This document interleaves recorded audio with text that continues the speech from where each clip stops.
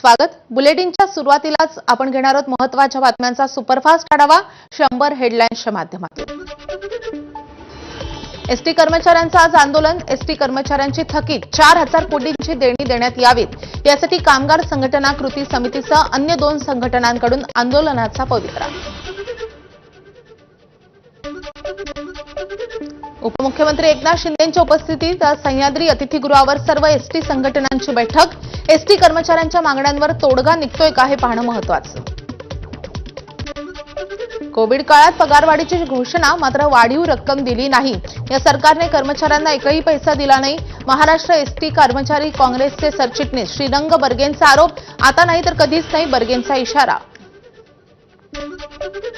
एकनाथ शिंदेंनी सुरू केलेली आणखी एक योजना बंद झाल्याच्या चर्चा. नोव्हेंबर उजाडला, अद्याप योजना राबवलेली नाही. याआधी स्वच्छता मॉनिटर, एक राज्य एक गणवेश निर्णयही मागे. शिंदे मुख्यमंत्री असताना सुरू केलेल्या योजना बंद होत असल्याचं चित्र. सरकारनं शेतकऱ्यांना एवढं मोठं पॅकेज दिलं, लाडक्या बहिणींना पैसे दिले, त्यामुळे बजेटमध्ये थोडं बहुत मागेपुढे होतं. भाजप नेते प्रवीण दरेकरांची प्रतिक्रिया. राष्ट्रवादी काँग्रेस शरदचंद्र पवार पक्षामध्ये संघटनात्मक बदल होण्याची शक्यता. पक्षाचे युवक प्रदेश अध्यक्षपदी आमदार रोहित आबा पाटील यांची नियुक्ती होण्याची शक्यता. उद्धवराज ठाकरेंच्या युतीबाबत हायकमांड निर्णय घेतील, नाना पटोलेंची प्रतिक्रिया. तर जिथे आघाडी होईल तिथे एकत्र नाही तर स्वबळावर लढू, पटोलेंचं वक्तव्य. आगामी स्थानिक स्वराज्य संस्था निवडणुकीच्या पार्श्वभूमीवर भाजपची आज अमरावती आणि नागपूर विभागीय बैठक. मुख्यमंत्री फडणवीस, प्रदेशाध्यक्ष रवींद्र चव्हाण, महसूल मंत्री चंद्रशेखर बावनकुळे यांच्या नेतृत्वात बैठकीचं आयोजन.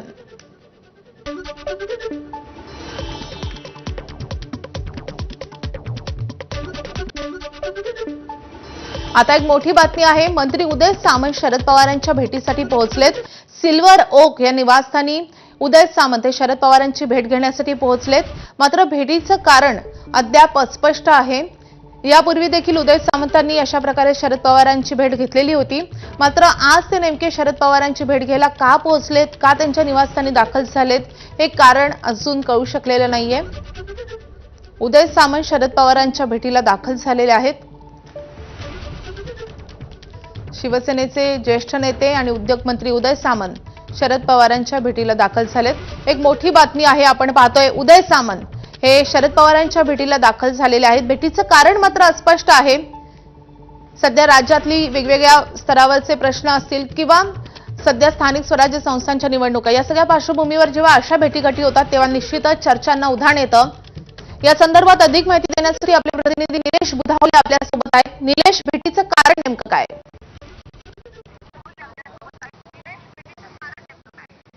खरं तर उदय सामंत अनेक वेळा शरद पवारांची भेटी घेत असतात, कारण उदय सामंत हे नाट्य परिषदेवर आहेत आणि शरद पवार नाट्य परिषदेचे कायमस्वरूपी अध्यक्ष, त्यामुळे अनेक वेळा शरद पवार आणि उदय सामंत यांच्या भेटी झाल्याचं पाहायला मिळालं होतं.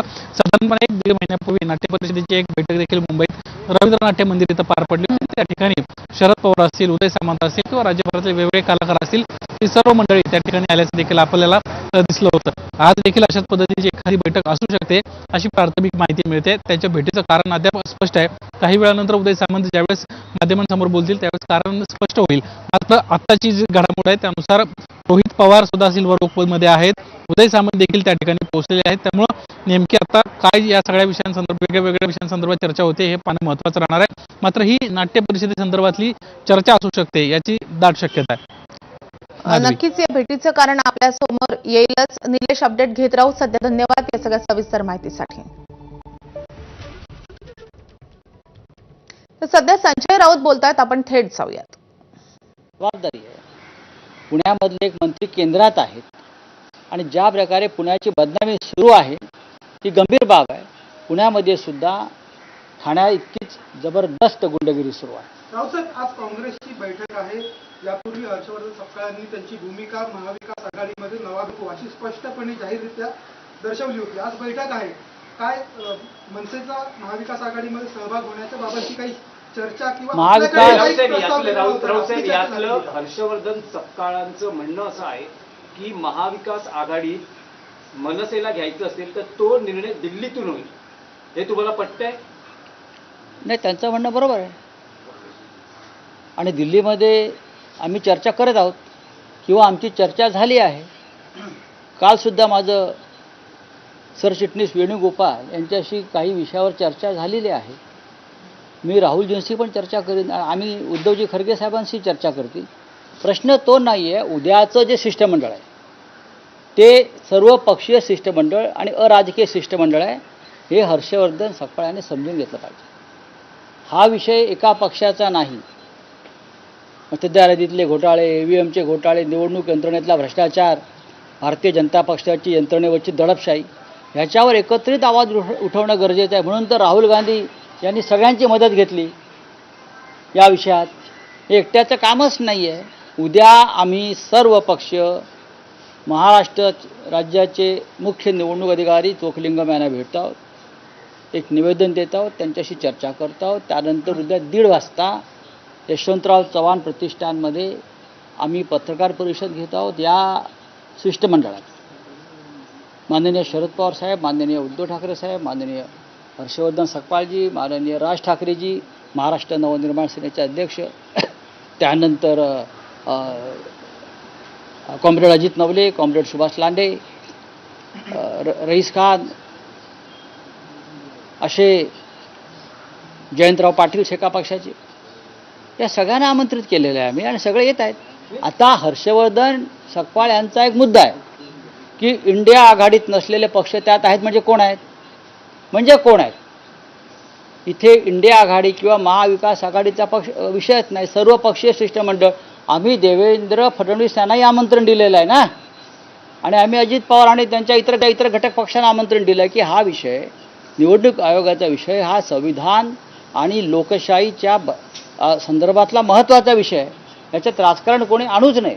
राऊत साहेब, उद्याच्या बैठकीचा आपण एक विषय वेगळा ठेवू. आता तुम्ही असं म्हणालात की राज ठाकरेंच्या मनसेला महाविकास आघाडी घ्यायचं की नाही याची तुमची दिल्लीतील काँग्रेस पक्षश्रेष्ठींची चर्चा सुरू आहे.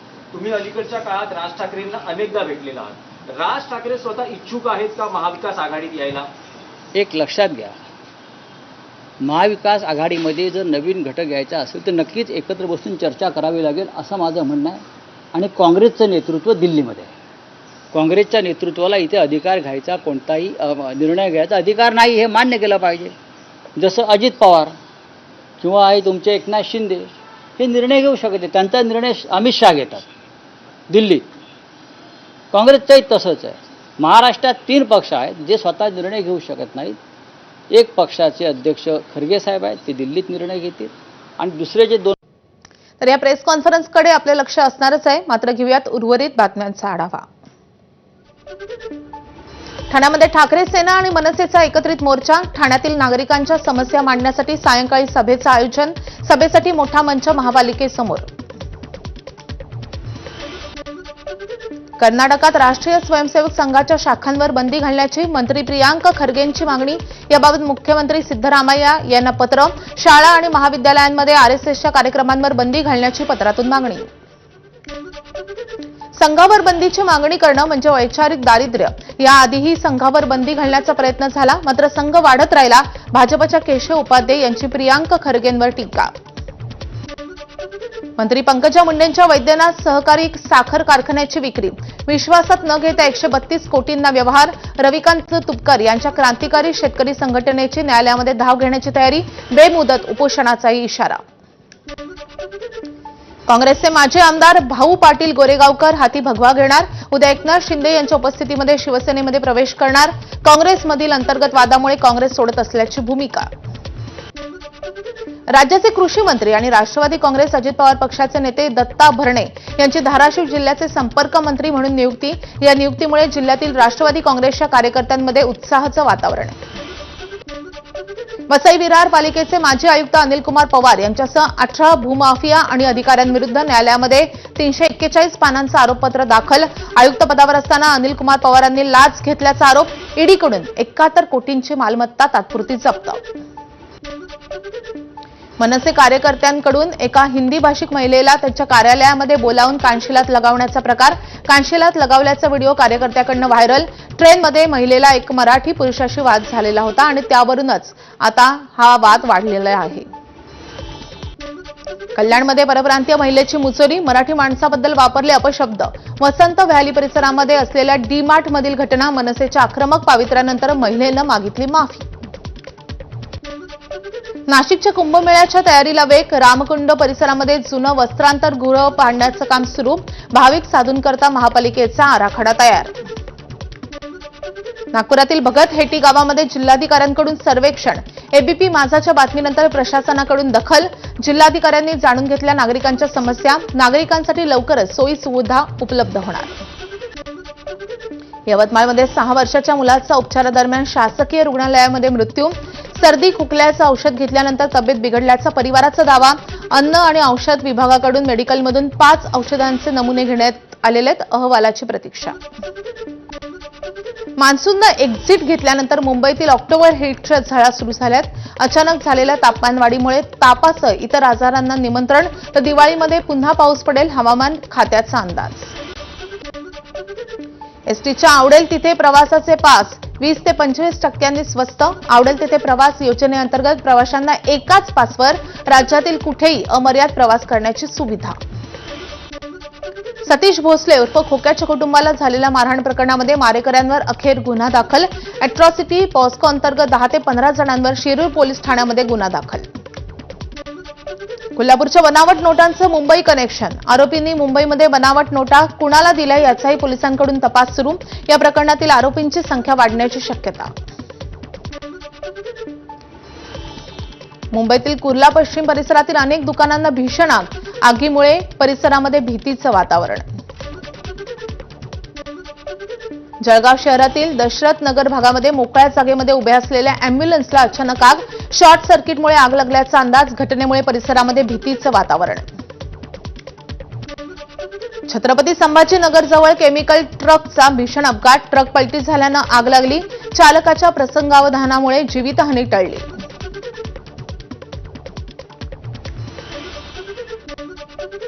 तलवारी घेऊन रस्त्यावर रील बनवून दहशत माजवणाऱ्या 12 तरुणांना अटक. या तरुणांनी ज्या परिसरामध्ये दहशत माजवण्याचा प्रयत्न केला त्याच परिसरामध्ये त्यांचा रोड शो करून त्यांना कान पकडून फिरवण्यात आलाय.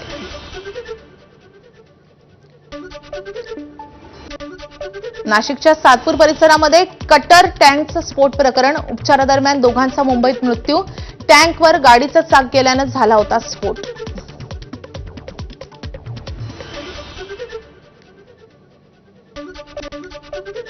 वाळूजमध्ये एलपीजी टँकरमधून अवैध गॅस रिफिलिंगचा धक्कादायक प्रकार उघड. पोलिसांमध्ये गुन्हा दाखल. हा अवैध गॅस रिफिलिंगचा अड्डा नेमका कोण चालवतं याचा शोध सुरू. गोंदिया बल्लारशा रेल्वे मार्गावरील आलेवाही सिंदेवाहीच्या दरम्यान वाघाचा रेल्वेच्या धडकेत मृत्यू. रात्रीच्या दरम्यान मालगाडीच्या धडकेत झाला वाघाचा मृत्यू. वनविभागाचे कर्मचारी घटनास्थळी दाखल. वाशिमच्या कापड दुकानामध्ये 3 महिलांकडून चोरी. लहान मुलाचे कपडे दाखवण्याच्या बहाण्यानं दुकानातील महागडे कपडे चोरल्याची घटना सीसीटीव्हीमध्ये कैद. या प्रकरणी रिसोड पोलिसांमध्ये गुन्हा दाखल. जिल्ह्यातील आणखी एका टोळीवर मकोका अंतर्गत कारवाई. 9 महिन्यातील 6वी कारवाई. पोलीस अधीक्षक नवनीत कावत यांनी आतापर्यंत 6 टोळ्यांवर मकोका अंतर्गत कारवाई केलेली आहे. गोवा राज्यातून 11.67 लाखांची बनावटीची अवैध दारू आणि कार जप्त. सावंतवाडी आंबोली रस्त्यावर सापळा रचून पोलिसांची कारवाई. या प्रकरणी दोघांना अटक. सावंतवाडीत 12 फुटी महाकाय मगरीची दहशत संपली. मगरीला वनविभागाच्या जलद कृती दलाच्या पथकानं जेरबंद केले. ग्रामस्थांकडून सुटकेचा निश्वास. जनावरांसाठी गावोगावी प्रशासकीय कमिटीची नियुक्ती. या कमिटीनं शेतकऱ्याकडे पशुधन असल्याचं पत्र दिल्यानंतरच पशुमालकांना मिळणार नुकसान भरपाई. मुसळधार पावसामुळे गोंदिया जिल्ह्यातील शेतकऱ्यांच्या धान पिकाचं